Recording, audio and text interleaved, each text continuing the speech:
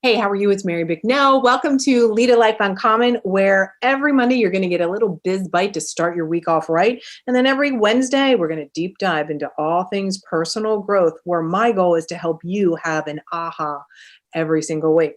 You know, this podcast is for you, for the woman who's the go-getter, who knows there's more inside. And you know what? You're ready to smash through that self-imposed glass ceiling so you can finally see what you're made of. Ready? Let's go. Hey, how's it going? Today is my favorite day of the week, Monday. Welcome to Biz Bites Monday. And today what we're going to talk about is the concept about omnipresence. What does that even mean? Omnipresence. So here's the deal. Sometimes you have to learn the skill of being everywhere. So it sounds counterintuitive because sometimes I talk about making sure that you find out where your ideal client is hanging out. I also believe so strongly in the concept of omnipresence when it comes to your marketing. So what does that even mean? So I want you to think about this. Omnipresence means that you are sharing your gifts, your knowledge, your wisdom about your brand, your product, your service in multiple ways on multiple places. And the more that you do this and the more that you are present and people see you, the more you are considered a thought leader. The more you create content, the more you share content, the more you research and write your wealth of information down and share it, or share it on video, or share it here on a podcast, whatever mode that you're doing that. This is about you sharing your thought leadership in an omnipresent way across all platforms. So let me give you some examples of what those look like, because you're going to, as soon as I rattle some of them off, you're going to be like, oh yeah, aha, there's a moment of aha. First, let me share one of the ideas though, that makes this really simple. Because for some people, unless you've got some massive marketing team, which not every business, believe me, you do not, every business does not need a massive marketing team. It can actually be a little more simplistic than you may realize. So before I say, share some of the places to think about sharing your thought leadership, I want to remind you about a simple process that I like to teach clients called recycle, repurpose, reuse. What does this mean? This means being able to take a single piece of content and to break it into multiple pieces of content. Let me give you an example. This particular podcast is an excellent example. I could break this into multiple sound bites, which, by the way, FYI, it does get broken into multiple sound bites. I can grab a quote. I can have this actually transcribed completely, turn that into a LinkedIn article, a blog post, upload it to Pinterest, modify it slightly, and perhaps submit it to a publication.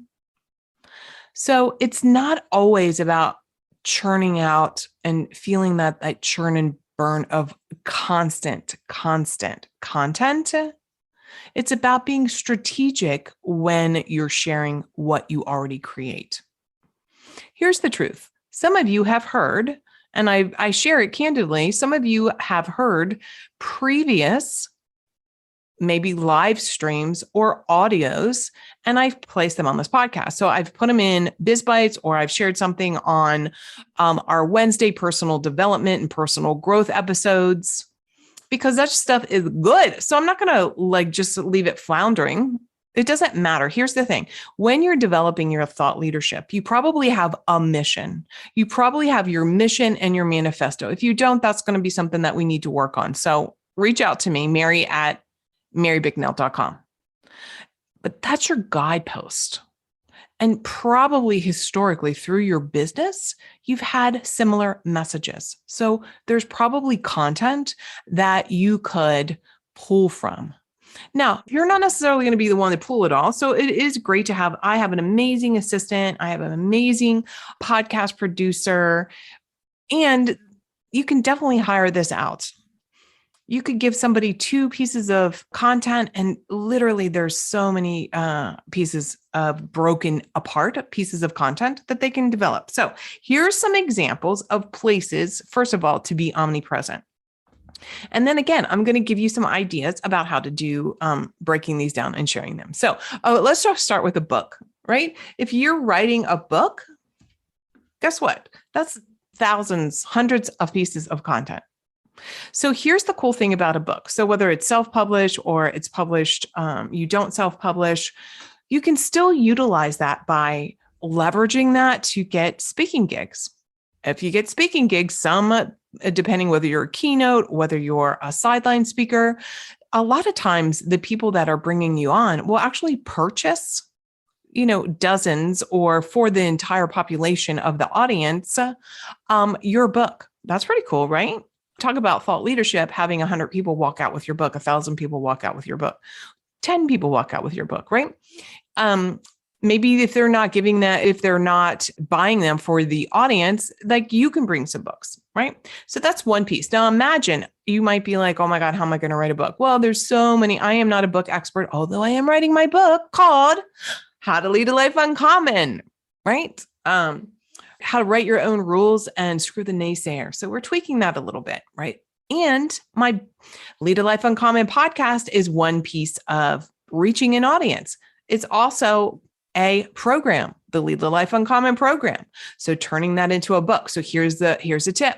One of the things that you can do is contemplate, do you already have a course? Do you already have something that you could put into a book? Or is your book something that you could actually develop into a course so that people can interact with you, whether it's a live course or it's a recorded course, an audio course, so that you could they could hear it. Sure, they could hear the audiobook, but when you break it down into a course, there's probably a lot of content around that book that you've not shared. Okay, so that's one piece. Where else? Publishing on LinkedIn articles. Are you consistently doing that? Are you putting that on your blog? Is somebody pulling something off your blog, sharing it over to Pinterest? What about pulling off some quotes to put on Twitter? How often have you been interviewed at your local chamber, at your local paper, your local news, national publications? So I always like clients to think of, at first, 5 different ways to be omnipresent. So it could be that they're networking live, they're networking online, and then they're sharing content. Maybe they have a YouTube channel. Maybe they have a Facebook Live or an Instagram Live, or maybe they're on Clubhouse. Like, where are you consistently? 5 different areas that your ideal client is, and different types of medium. So video, audio, written. Make sense? Great. So I want you to think about, how much time are you investing in creating some good content? Here's the thing, like there's this moment of sitting down and writing. And of course you're putting a lot of energy into writing a book, but some of these things you also need to just do it. You need to stop overthinking it and do some B work right now. So maybe you're going to do a quick, 5-minute Instagram or something on IGTV, or you're going to do a live, or some of you love doing reels. How much thought are you putting into it? Here's the thing that you really want to focus on. Back to your mission and manifesto, which is the guidepost for your business. Does everything point back to that?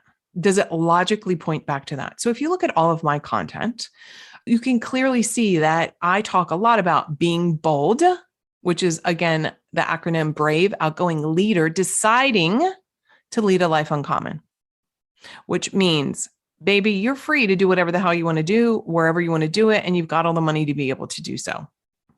That's my entire mission. Every single thing that you see me do or post is related to that. So if you see me on my kayak with my hunky husband on Fridays, because I work 3 days a week. Now, occasionally I work different days, but for the most part, I work 3 days a week. But really the key here is I'm in charge of my calendar. Are you? But here's the thing. If I'm posting on a Friday, here I am having a date day with my hunky husband.